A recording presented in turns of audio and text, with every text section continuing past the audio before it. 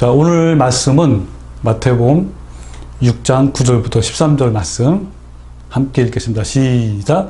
그러므로 너희는 이렇게 기도하라. 하늘에 계신 우리 아버지여, 이름이 거룩히 여기심을 받으시오며 나라가 임하시오며 뜻이 하늘에서 이루어진 것 같이 땅에서도 이루어지이다.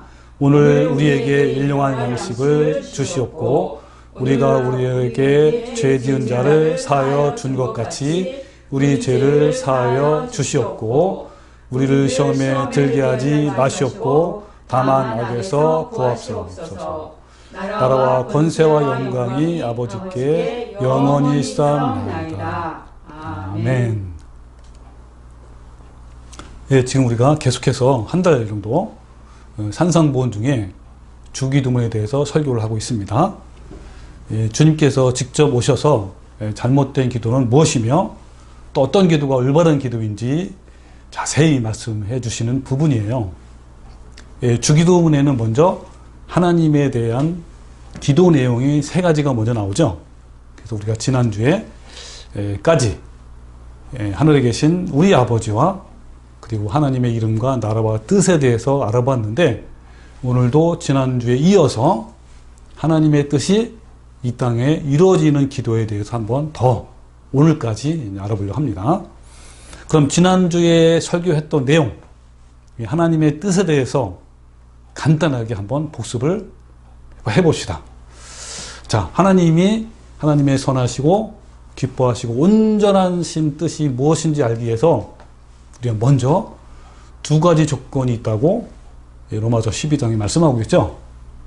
자, 로마 12장에 하나님의 선하시고 기뻐하시고 온전한 뜻이 무엇인지 분별하라 그랬어요. 그러니까 이 하나님의 뜻은 어느 날 갑자기 들려오는 음성이나 또 보여지는 계시가 아니라 분별해서 그 뜻을 알라고 그랬죠. 그죠? 그런데 먼저 하나님의 뜻을 분별해서 알 수 있는 전제 조건이 두 가지가 있습니다. 이 조건이 무엇보다 가장 중요합니다. 그 조건이 뭐라 그랬죠? 예, 그렇죠. 첫 번째는 너희 몸을 하나님이 기뻐하시는 거룩한 산 제물로 드려라. 이것이 영적 예배다. 자, 첫 번째 조건이죠. 두 번째는 이 세대를 본받지 말고 오직 마음을 새롭게 변화를 받아라. 그죠? 그런 다음에 하나님의 선하시고 기뻐하시고 온전한 뜻이 무엇인지를 분별할 수 있다는 거예요. 두 가지 조건, 그죠? 네. 이거를 쉽게 풀이하면 이런 거죠. 예자를 날마다 십자가에 못 박아 죽이는 사람과 그 두 번째, 이 세상의 가치와 목적과 방법을 본받지 말고 마음을 새롭게 한다는 게 뭐죠? 새롭게 변혁시키고 갈아뒤엎고 혁명하고 이런 거예요. 그렇게 해서 새롭게 하는 자들에게 뭘 한다고요? 하나님의 선하시고 기뻐하시고 온전한 뜻이 분별이 된다는 거예요. 즉 뭡니까? 경건하고 거룩한 삶을 살 때 이 거룩함의 깊이만큼 하나님의 뜻이 자연적으로 이해가 되고 분별이 된다는 겁니다. 그래서요, 저도 올바른 진리를 알고 좁은 길을 가게 되면서부터 그동안 풀리지 않았던 많은 성경적인 문제들과 여러 가지 것들이 다 저절로 풀렸습니다. 첫 번째 조건인 자아가 죽지 않는 사람이 하나님의 뜻을 알고 싶어 하는 것은 자기 욕심에 불과합니다. 자아가 죽지 않으면요, 좋은 길이 뭔지도 모르고 또 이것이 옳은 건지 저것이 옳은 건지 분별이 할 수가 없어요. 될 수가 없어요, 이건. 또 변화되지 않는 사람의 눈에는요, 진리와 좁은 길이 보이지 않습니다. 변화되지 않으면요, 하나님의 뜻을 볼 수가 없고요, 들을 수도 없어요. 지난주에 지방에서 몇 분이 저에게 전화를 왔습니다. 제 유튜브 방송을 들고 전화가 온 거예요. 그래서 현재 출석하는 교회 목사들이 방언이나 예언이나 통역을 강조하는 신사도 운동과 은사주의에 심취해 있고 그뿐만 아니라 여러 가지 또 문제점이 있다고 하는 거예요. 저와 통화를 하면서 이 문제 외에 몇 가지 사항을 이야기하면서 이런 것들이 과연 성경적인지 아닌지를 저한테 구별해 달라고 이렇게 부탁을 한 겁니다. 그래서 제가 몇 가지에 대해서는 답변을 하면서 이렇게 얘기했어요. 진리를 알고 그 진리대로 살지 아니하면, 즉 자아가 죽고 변화되는 삶을 살지 않으면 제가 아무리 설명을 해도 잘 이해가 되지 않을 뿐더러 계속적으로 또 다른 의문이 생겨나서 답변을 하기가 쉽지 않습니다 라고 했어요. 그러면서 제 유튜브 채널을 보면 진리를 발견하고 그 진리대로 사는 말씀들이 많이 올려져 있으니까 한번 들어보시라고 제가 권고를 계속 했습니다. 정말 그래요. 여러분, 이에 두 가지 조건의 삶을 살면 자연스럽게 하나님의 뜻인지 아닌지를 분명하게 알 수가 있어요. 저도요, 올바른 진리를 알고 변화되는 삶을 살면서 잘못된 교리가 무엇인지, 또 무엇을 기도해야 하는지, 어떤 삶을 살아야 하는지, 하나님의 뜻이 무엇인지 분별하는 능력이 생겼어요. 할렐루야. 아멘. 저도 30년 이상 신앙생활하면서 두 가지 조건을 몰랐어요. 또 그런 삶도 살지 않았기 때문에 그렇게 많이 성경을 읽고 기도했지만 눈뜬 장님처럼 하나님 뜻을 몰랐고, 또 교회에서도요 그런 가르침이 없었고요. 그냥을 요즘 말로 어떻게 하냐? 그냥 목사님처럼 목사님이 하라는 대로 하고 교회 선배님들 무작정 따라서 신앙생활을 해온 거예요. 그래서 마태복음 13장 13절에 이런 말씀이 있어요.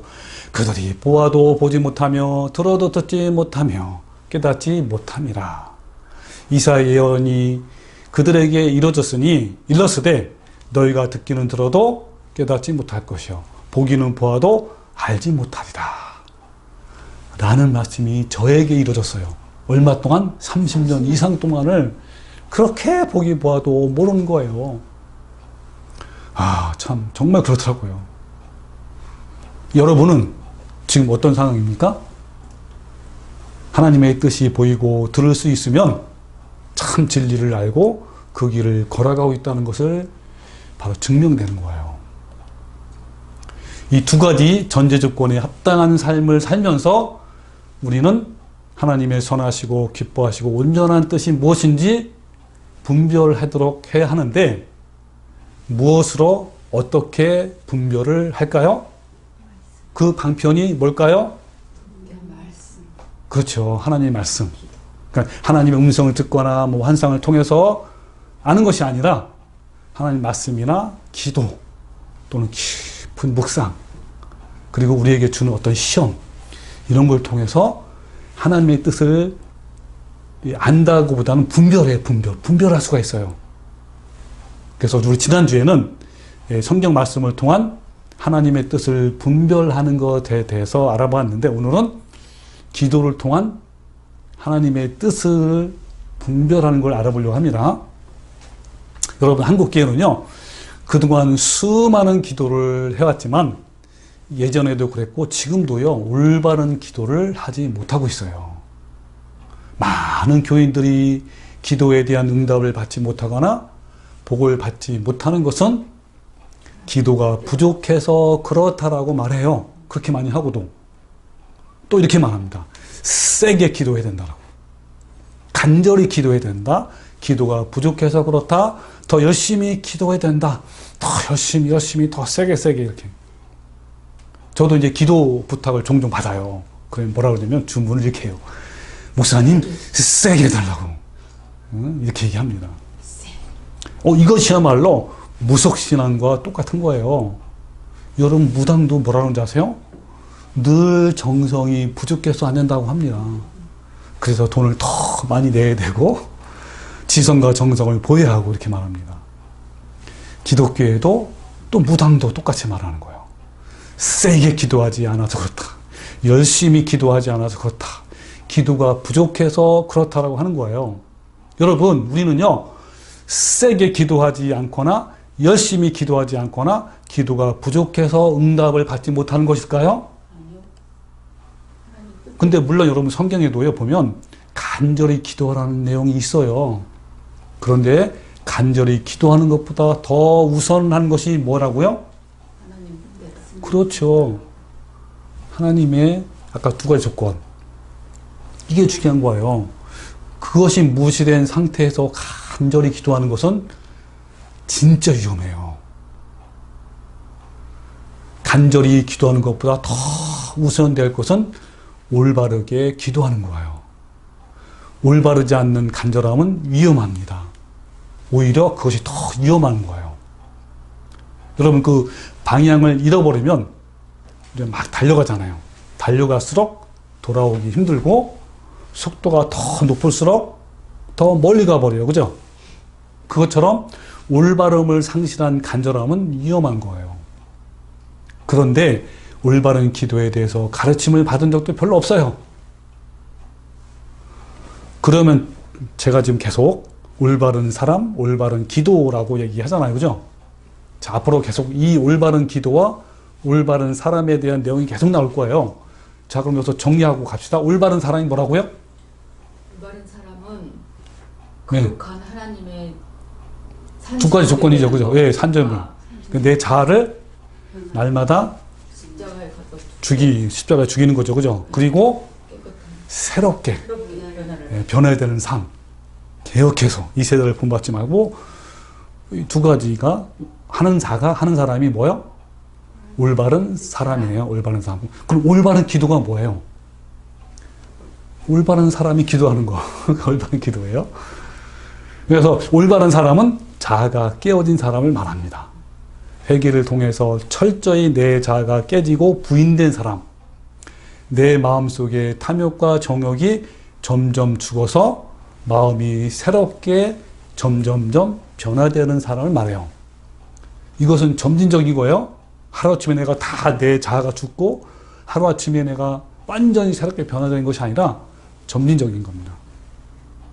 그래서 즉 자아의 죽음의 깊이만큼 이 마음이 변화가 돼요. 이 마음이 뭐라 지난주에 우리가? 마음은요 감정적인 것도 물론 포함되지만 여기서 마음은 이성과 판단이에요. 예리한 이성, 예리한 판단.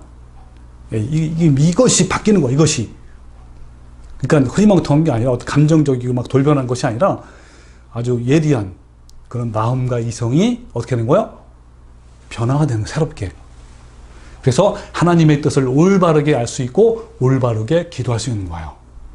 회개를 통해서 자아가 깨어진 만큼 이 마음이 아까 뭐래 마음이 이성과 판단이 그죠? 새롭게 변화가 되어서 올바른 기도할 수 있다는 겁니다. 올바른 사람이 올바른 기도를 할 수 있는 이유는 마음이 새롭게 변화가 되어서 하나님이 무엇을 원하는지 알기 때문인 거예요. 하나님이 무엇을 기뻐하시고 무엇을 요구하시는지 알기 때문에 그러니까 올바르게 기도하는 거죠. 만약에 자아가 죽지 못하고 마음이 새롭게 변화되지 못한 상태에서 열심히만 기도하면 그 열심은 자신의 정욕과 탐심에서 나오게 됩니다. 이건 자연적인 거예요. 그런 사람은 무엇을 구해야 할지 모르며 또 무엇을 옳고 그른지조차 판단이 안 되는 사람이에요. 그래서 올바르지 않는 간절한 기도는 위험한 거예요. 올바르게 기도를 못했는데 어쩌다가 그 우연히 또는 저절로 응답을 받는다면 오히려 곤란한 지경에 이르릅니다. 왜요? 내가 이렇게 기도했기 때문에 이뤄진 거라고 착각하기 때문에 그런 거죠. 여러분 기도해서 응답받는 거는요 기독교만 있는 게 아니에요. 불교에는 더 많아요. 그래가지고 기도 불교 이 불당이라고 그러죠. 절에 종교에서 가장 우리나라에서 부자는 뭐냐면 불교예요. 불교. 엄청난 돈이 들어온대요. 수많은 돈이. 근데 왜 수많은 돈이 들어올까요?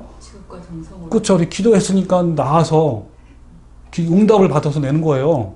무당도 마찬가지예요. 그러니까 이렇게 이제 응답 받으면 내가 육신적으로 기도했단 말이에요. 올바른 기도 안 했어요. 근데 응답 받았어요. 그럼 와, 내가 기도해서 응답 받았구나 이렇게 할 수 있단 말이에요. 사탄은요, 종종 그런 사람들에게 달콤한 응답을 던져주어서 올바른 사람이 되지 못하도록 만드는 경우가 많습니다. 세게 기도하는 거 중요한 게 아니에요. 무작정 강하고 세게 열심히 기도하라고 우리는 배웠어요. 지금까지 이런 기도의 가르침이 한국 교회에 충만했습니다. 그래서 사람들은 세상적 탐심에서 나오는 복을 응답받기 위해서 기도굴로 들어가고 금식하고 철학기도를 했던 거예요. 제가 몇 번을 이야기하지만 우리가 회개를 통해서 자아가 깨지고 올바른 사람이 되면 신기하게도 하나님의 소원이 무엇인지 보이기 시작해요. 조금씩. 하나님 앞에서 어떻게 사는 것이 올바른 것이고 어떻게 사는 것이 하나님이 기뻐하실 것인지 알게 되는 거예요. 그래서 올바른 사람은 하나님의 뜻을 알 수가 있습니다. 우리가 올바른 사람이 되어서 기도하게 되면 어떻게 되는지 아세요? 예전에 내가 기도했던 그 내용들이 어때요?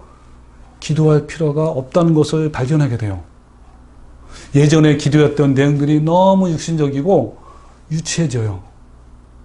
왜냐하면 우리는 그동안 너무나 욕심과 탐심에 찬 기도를 너무나 많이 해왔던 거예요.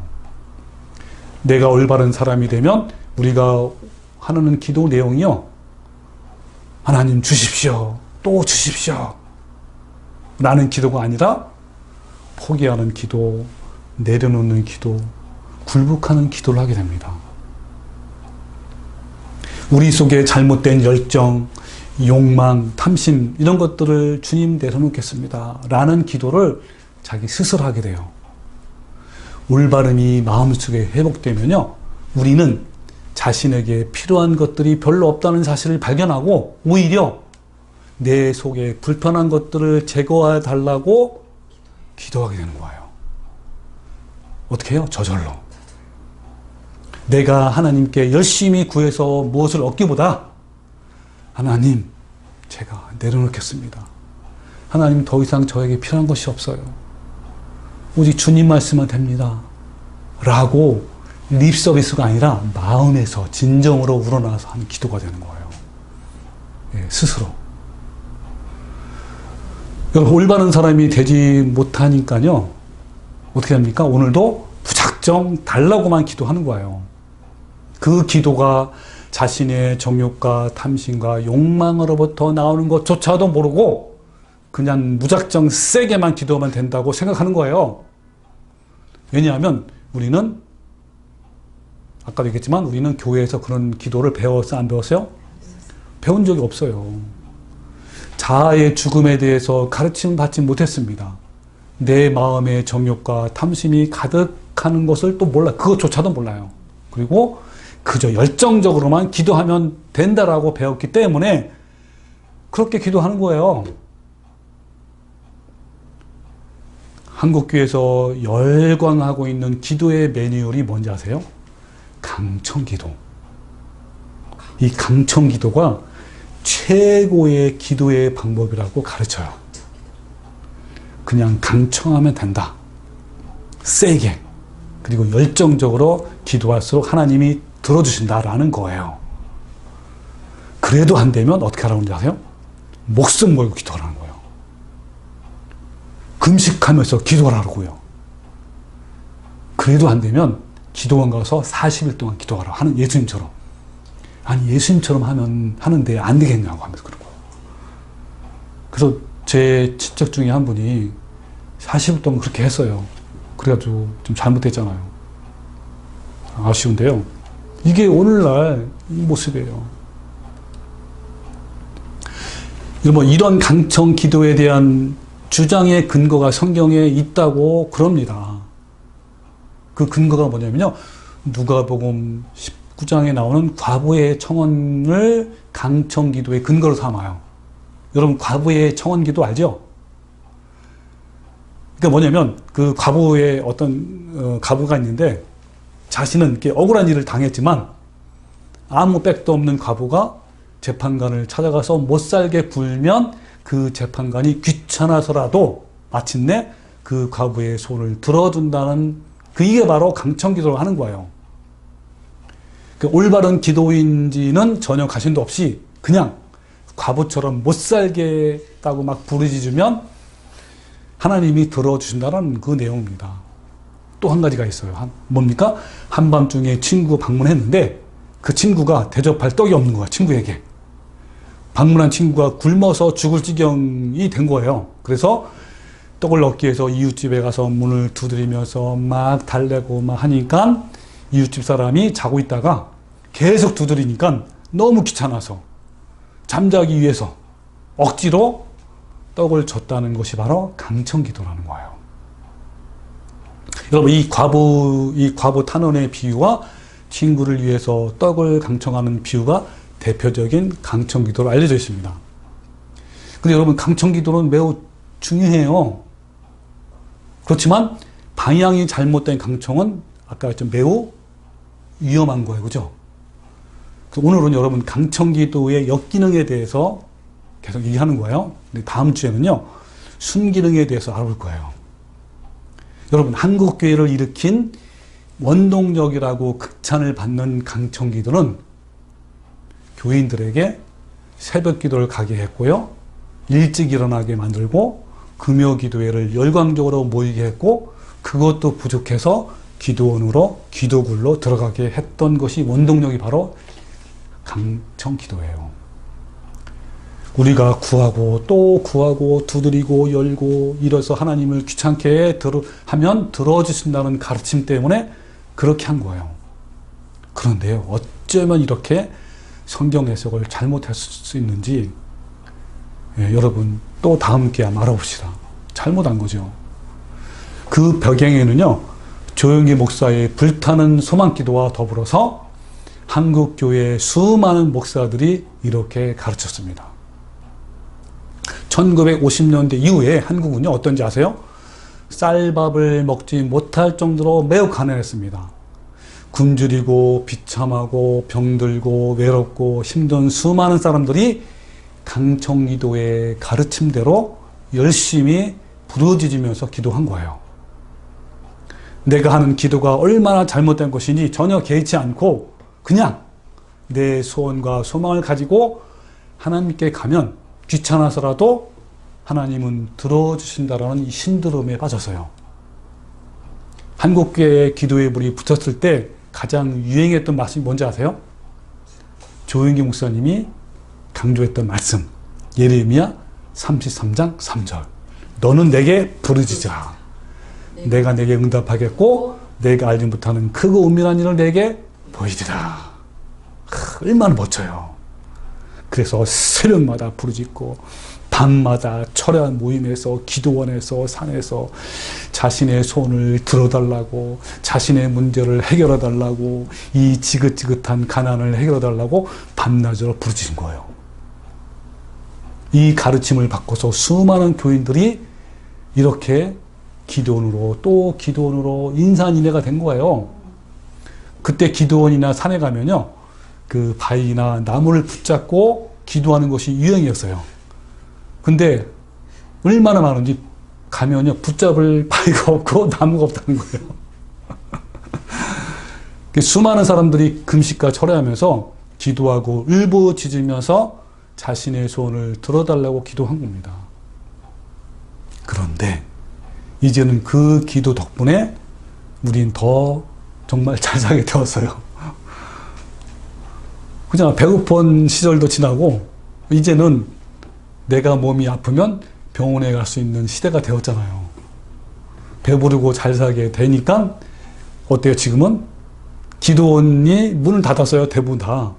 그리고 큰 기도원도요, 적자에 다. 그리고 열리는데 거의 사람이 없어요. 새벽기도 있어요, 없어요? 좀 거의 없어졌어요. 그리고 철야, 금요일도 철야를 안 해요. 그냥 조금 하고 말죠. 어쨌든 많이 이렇게 혜택습니다.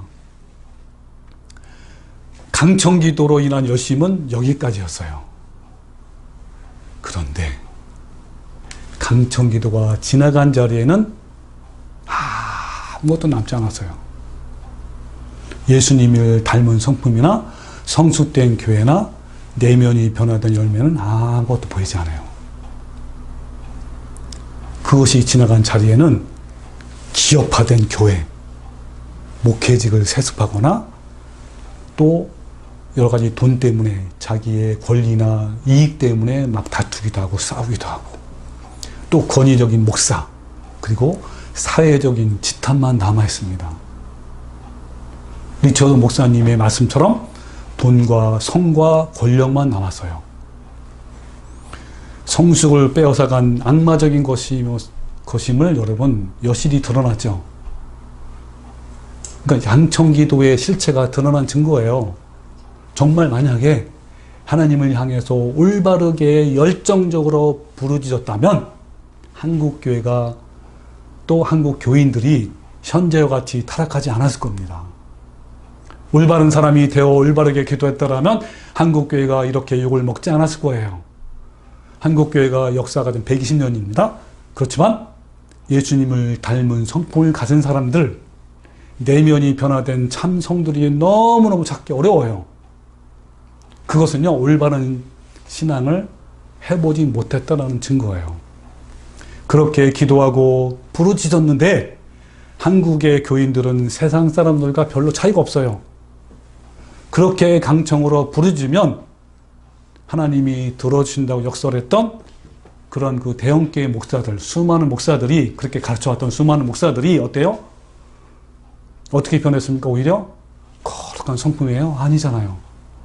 아까 얘기한 것처럼 목회직을 세습하고 돈 때문에 다투고 이권 때문에 싸우고 또 성 문제가 얼마나 많습니까? 그 논문으로 표절하고 이런 것들이 남아있는 거예요.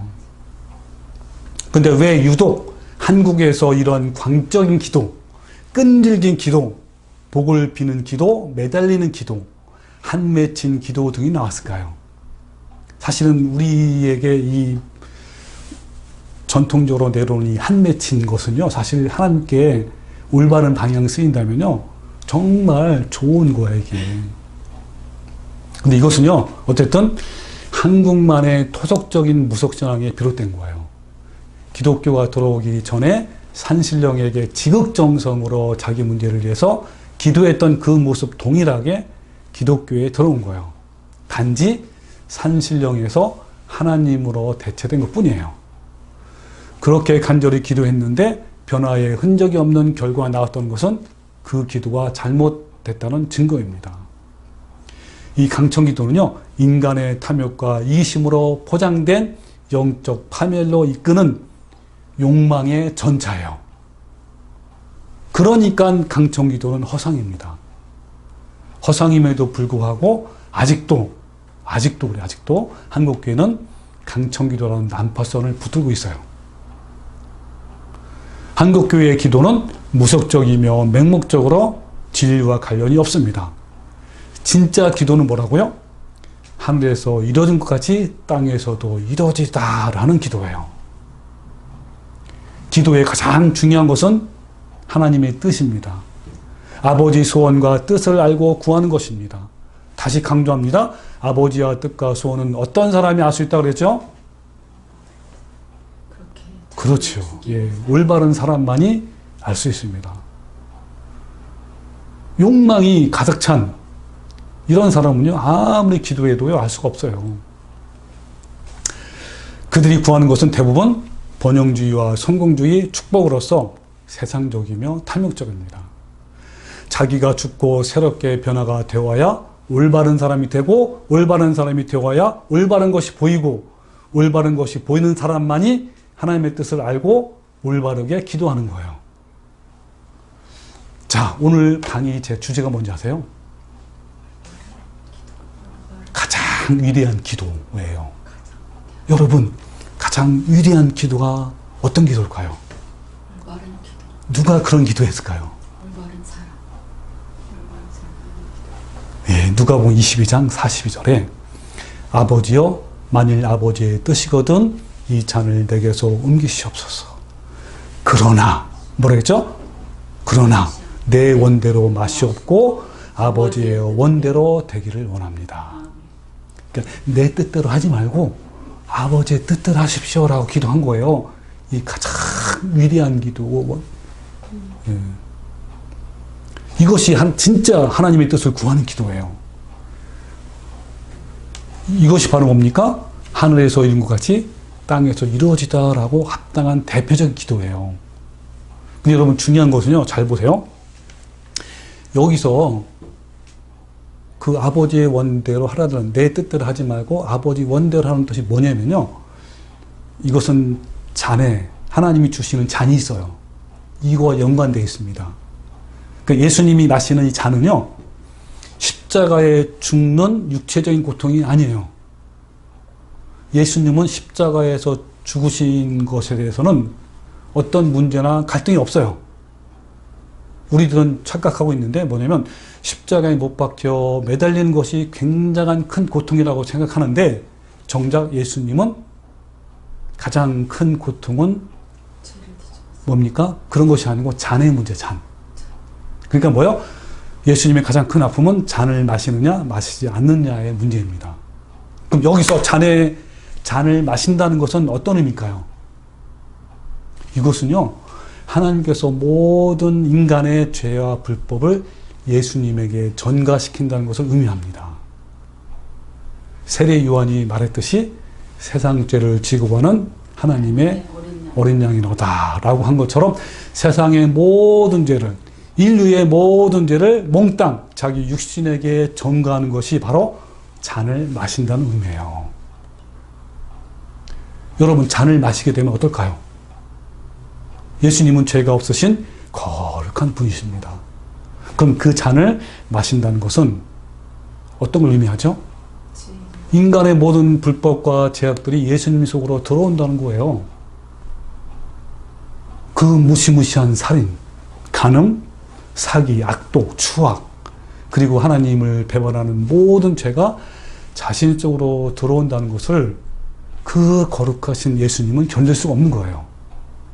여러분이 만약에 내가 거룩하게 살려고 했는데, 또 거룩한 사람이 되었는데, 다른 사람이 지은 살인죄가 자신에게 전가된다면 어떨 것 같아요? 여러분, 그 더러운 죄악을 견딜 수 있을까요? 거룩한 예수님이 살인자가 된다는 것은 견디기 힘든 거예요. 거룩한 예수님이 간음한 자가 된다고 하는 것, 그리고 하나님을 배신한다는 사람이 된다는 것이 너무 견디기 어려운 겁니다.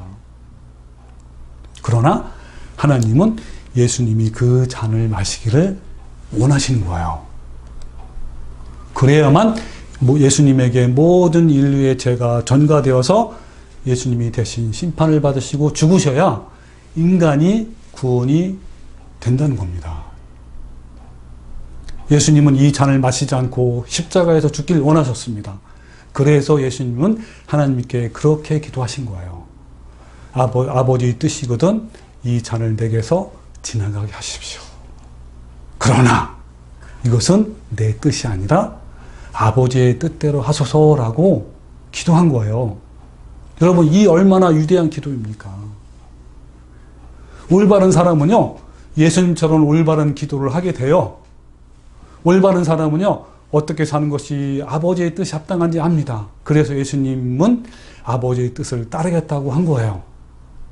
뜻을 알기 때문에 뜻을 따르겠다고 하신 겁니다. 어떤 선택에 있어서 올바른 사람들은요, 굳이 하나님께 물어보지 않더라도요, 거의 대부분 경우에 하나님이 무엇을 원하는지 분별할 수가 있어 없어요? 있어요. 자, 한 가지 사건을 제가 성경에서 보겠습니다. 사사기 19장에 사건이 하나 나와요. 이 사사기 19장에서는 네이 사람에 대한 사건이 나오는데, 이 네이 사람은 오늘날로 어떤 상태인지 아세요? 어떤 신분인지? 그렇죠. 성직자예요. 성직자, 목사, 그런 사람들이에요. 그런데 이 사사기 시대가 얼마나 타락했으며 그 당시에 성직자가 얼마나 타락했는지 이 사건을 통해서 알 수가 있어요. 정말 타락의 끝이에요. 자, 이 네이 사람이 첩이 있어요. 첩이 있는 것 자체도 얼마나 이게 모순 아닙니까? 근데 어느 날 다른 남자와 간음을 했는데 첩이 남편에게 들켜서 맞아 죽을 것 같으니까 자기 친정집 베들레헴으로 도망친 거예요. 여러분, 이것이 어때요? 그 시대의 윤리와 도덕성을 보여주는 한 단면이 아닙니까? 그래서 이 레위 사람은 그 첩을 찾아서 베들레헴에 갑니다. 처갓집에서 장인어른에게 융숭한 대접을 받고 머물다가 이제 그녀를 데리고 자기 집으로 가는 중에 해가 어두워서 하룻밤을 유숙해야 되는데 그 땅이 베냐민 지파 기브아라는 지역이에요. 그곳에 여관에 들어가 하루 숙박을 하게 됩니다. 그런데 한밤중에 불량배 남자들 수십 명이 몰려온 거예요. 그 문을 두드리면서 집주인에게 방금 타지에서 온 남자를 내놓으라. 그런 거예요. 뭐 하려고? 동성연애를 하려고 한 거죠. 이런 광경이 그 시대의 유행이었습니다. 이 사람들이 바로 이스라엘 베냐민 지파예요. 그 수많은 불량배들이. 그때 그 주인이 이 남자는 내놓을 수 없으니까 대신 이 사람의 여자를 내줄 테니까 그것으로 만족해라 하면서 그 첩을 대신 내준 거예요. 당연히 그 레위 사람의 허락이 있었겠죠. 그죠? 그랬더니 수십 명의 남자가 그 첩을 집단 성폭행을 하게 되고 아침에 보니까 여자가 죽었어요. 그 레위 사람은 첩의 시체를 12토막을 냅니다. 그리고 한 덩이씩 이스라엘 지파에게 다 보내요. 왜 보냈을까요? 이렇게 해서 베냐민 지파에게 내 처가 죽었다는 것을 알리고 복수하자는 거 아닙니까? 그러자 이스라엘 11지파가 다 모여서 베냐민 지파 전쟁을 해서 모두 쓸어버리겠다고 다짐한 거예요. 그 내용이 사사기 20장에 나오는 거예요. 그래서 어떻게 했냐면 17절에 베냐민 자손 외에 이스라엘 자손으로서 칼을 빼는 자의 수는 40만 명이에요. 다 전사라 그렇습니다. 이스라엘 자손이 일어나 베델에 올라가서 하나님께 여쭈어 이르되 하나님께 물어본 거예요. 이걸 다른 말로 표현하면 기도한 거예요. 우리 중에 누가 먼저 올라가서 베냐민 자손과 싸우겠습니까? 라고 기도한 거예요. 그러니까 여호와께서 말씀하시되 유다가 먼저 갈지라 그랬어요. 그래서 그러니까 무슨 말이냐 이런 거예요. 11지파 모두 베냐민 지파 싸우게 되면 너무 많은 수가 되어서 형편에 맞지 않으니까 그럴 필요 없고 한 지파만 싸우려고 했기 때문에 이렇게 물어본 거예요. 하나님께 기도한 거예요. 근데 유다 지파 가라 그랬죠. 그러면 기도의 응답으로 그죠? 기도의 응답으로 유다 지파를 전쟁터에 보냈기 때문에 당연히 이겨야 되지 않겠습니까? 근데 어떻게 됐죠? 결과가 전혀 달랐어요. 대패했어요. 왜 대패했을까요?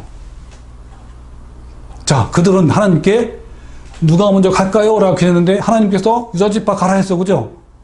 응답을 받고 나갔어요. 그런데 왜 대패했습니까? 이들의 뭐가 문제죠? 그러니까 이제 11지파 이스라엘이 크게 전쟁에서 대패하니 겁이 난 거예요. 그래서 다시 기도했어요. 이번에 뭐라 했냐면 이스라엘 자손이 올라가 여호와 앞에서 점을 들어 울면서 기도한 거예요. 하나님께 여쭈되 물어본 거예요. 기도한 거예요. 뭐라냐면 내가 다시 나아가서 내 형제 베냐민 자손과 싸우리까? 라고 또 기도하면서 물은 거예요. 또 물어본 거예요. 이 내가가 누구냐면 아까 유다 지파잖아요. 그죠? 뭡니까? 유다 지파는 어느 지파인지 모르지만 내가 다시 싸울까라고 물어본 거예요. 그러니까 기도의 내용이 좀 바뀌었고요.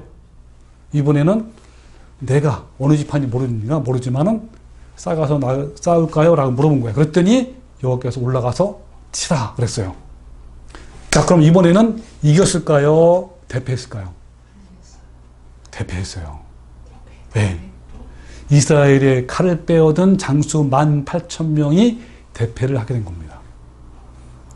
독단적으로 한 것이 아니고 하나님께 이번에 울면서 기도했는데 왜 그렇게 했을까요?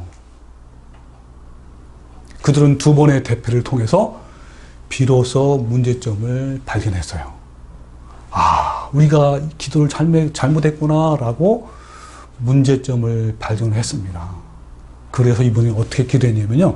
자, 이렇게 기도했어요. 이스라엘 자손들이 여쭙기를 또 기도한 거예요. 자, 물어보기를 우리가 다시 나아가 내 형제 베냐민과 자손과 싸우리까 말리까 하니 여호와께서 이르되 올라가라 했습니다. 자, 이번에는 어떻게 기도했어요? 우리가 누구죠? 이스라엘 민족 전체, 그죠? 다시 나아가서 베냐민 자손과 싸울까요 말까요 그런 거예요. 이번에는 싸울까요 말까요. 자, 근데 이겼어요. 자, 여기서 올바른 기도가 무엇인지 발견할 수가 있습니다. 앞에 두 번의 기도와 세 번째 기도의 차이가 뭘까요? 앞에 두 번의 기도는요, 자기들이 이미 결론을 내리고 하나님께 기도한 거예요. 즉, 이들은 전쟁은 무조건 해야 한다는 결론을 이미 내린 상태에서 첫 번째 기도는 어느 지파가 갈까요? 라고 물어본 거죠. 또 두 번째 기도 마찬가지입니다. 그들은 이번에도 전쟁을 무조건 해야 된다는 결론을 이미 내린 상태에서 내가 다시 나가 싸울까요? 말까 하는 거예요. 그래서 세 번째 기도하는 것은 어때요? 전쟁 자체를 물어본 거예요. 우리가 이 전쟁을 할까요? 말까라고 기도한 거예요. 여러분, 이스라엘의 전쟁에 대한 모든 것은요, 하나님의 주권이고 하나님께 달려 있어요. 이거는 이스라엘 민족의 어떤 주권이 아니에요. 전쟁을 통해서 베냐민 지파를 심판하겠다는 것은 하나님도 이스라엘 지파 다 똑같아요. 동일해요. 그러나 이것은 주권의 문제이기 때문에 그 주권을 인정하지 않고서는 이루어질 수가 없는 겁니다. 마찬가지로 우리들은 어때요? 내가 이미 결론을 내세우고 그 결론을 하나님께 이루어달라고 기도하면 돼야 안 돼요? 안 되는 거예요.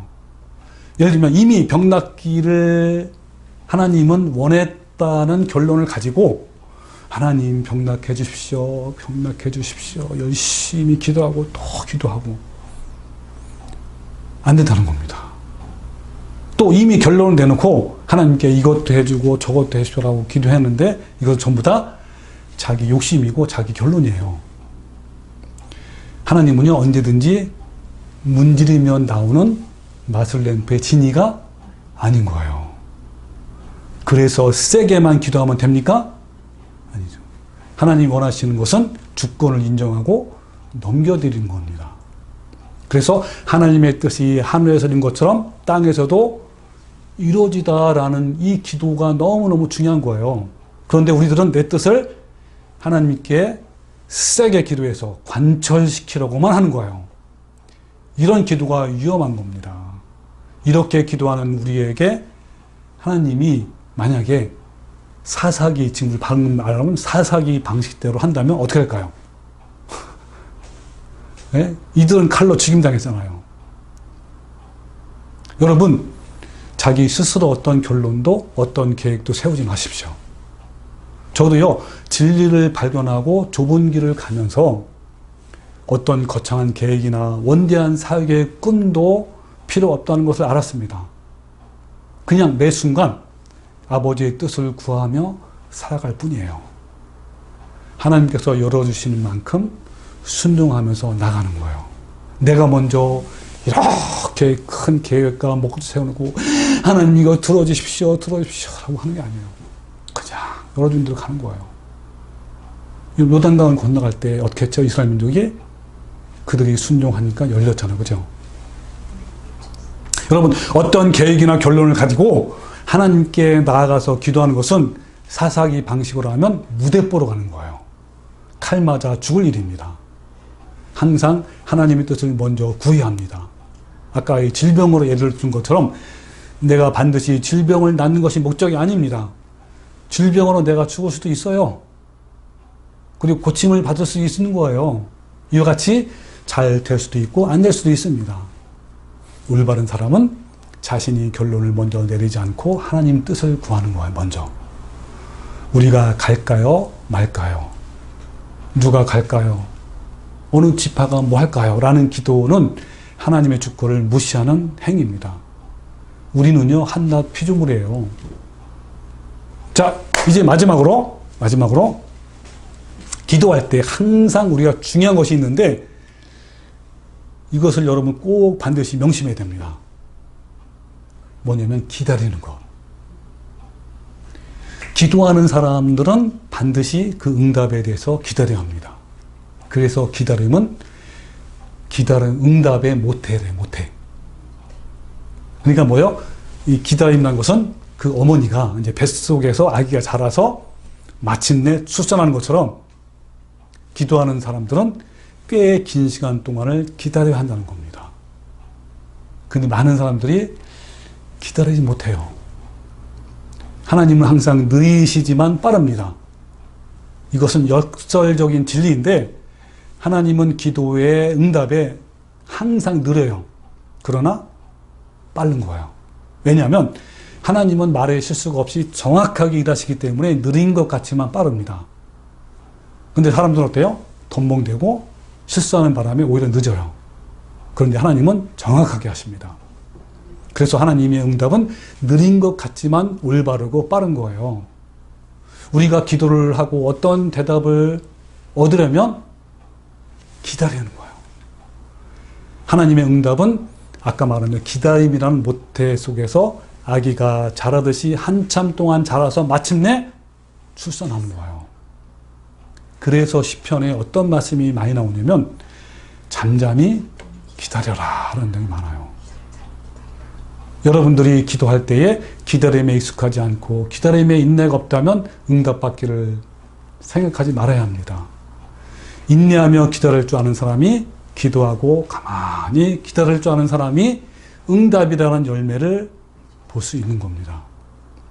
여러분 자동차가 막 고속으로 막 달리고 주행할 때 어때요? 자연을 보고 느끼는 것이 차단되죠. 그러나 길이 막히고 정체되면 어떻습니까?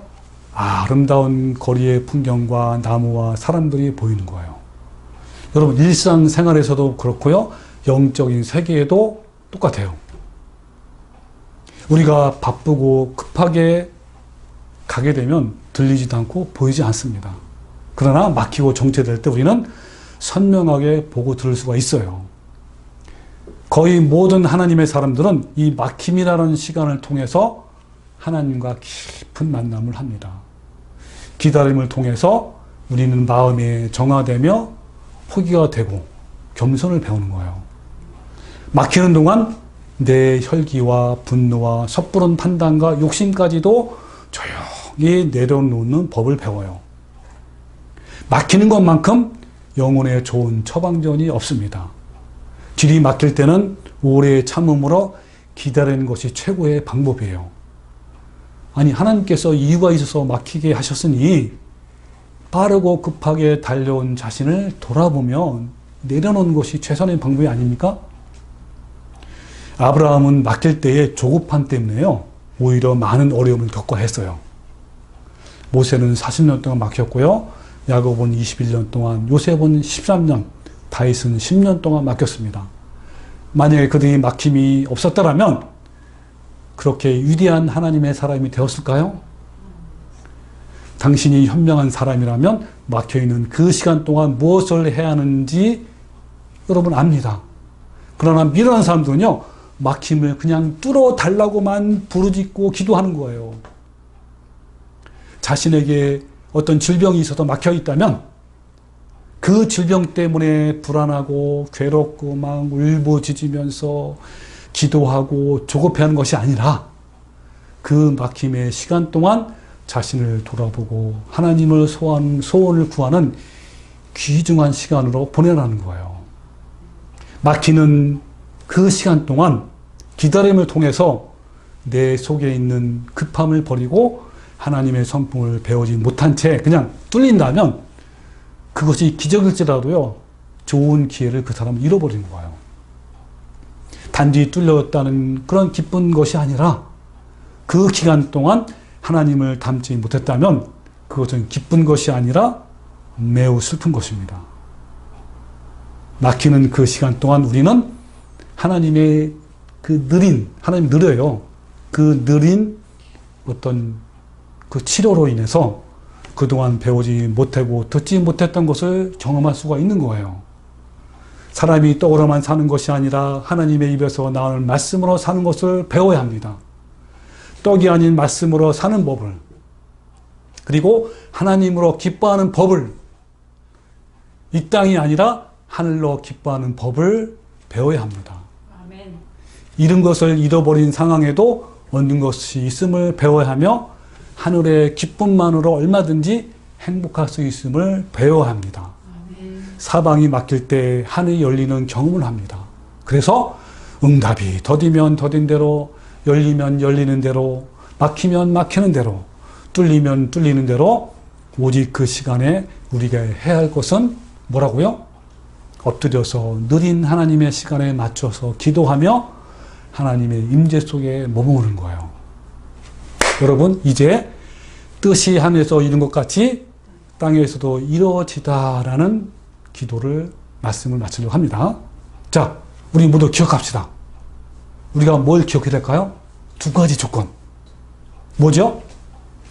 옛 자아를 날마다 십자가에 못 박아서 죽이는 사람 되는 거. 또 두 번째는 이 세상의 가치와 목적과 방법을 본받지 말고 오직 마음이 완전히 혁명되어서 새롭게 되는 자들. 이런 자들에게 뭐라고요? 하나님의 선하시고 기뻐하시고 온전한 뜻이 무엇인지를 분별이 되는 거, 그죠? 이 사실을 늘 기억합시다. 자, 우리 모두 자아를 날마다 죽임으로써, 그리고 거룩한 성품을 이루는 성도가 되어서 하나님의 뜻을 분별해서 그 뜻을 이루는 그러한 성도가 되시기를 주님의 이름으로 축원합니다. 아멘. 아멘.